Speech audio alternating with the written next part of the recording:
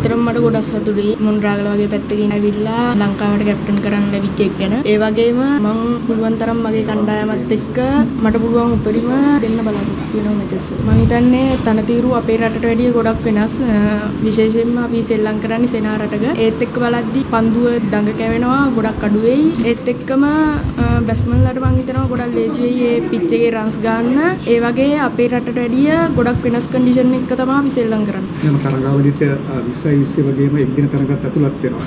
ඒ තරගවලදී ඔබේ බලාපොරොත්තු කණ්ඩායම් බලාපොරොත්තු මොනවද? අපි යන්නේ ටීම් එකත් එක්ක හොඳටම ශ්‍රී ලංකාවලා මැචස් ටික දිනන්න. ඒ ඕස්ට්‍රේලියාව එංගලන්ත කණ්ඩායම සම තරගවලින් කොයි කණ්ඩායමක් ඔබට අභියෝග වෙයි කියලා හිතනවද? එක කණ්ඩායමකවත් සෑල්ලුවකට දාන්න බෑ. මොකද කණ්ඩායම් දෙකම හොඳ රටවල් දෙකක්. එයාලත් එක්ක පුළුවන් උපරිම අපි ෆයිට් කරලා මැචස් දිනන්න තමයි ප්ලෑන් එක. කණ්ඩායම ගැන යමක් කිව්වොත්? අපේ කණ්ඩායමට අලුතින් ක්‍රීඩිකාවන් 8ක් ඇතුළත් වෙනවා.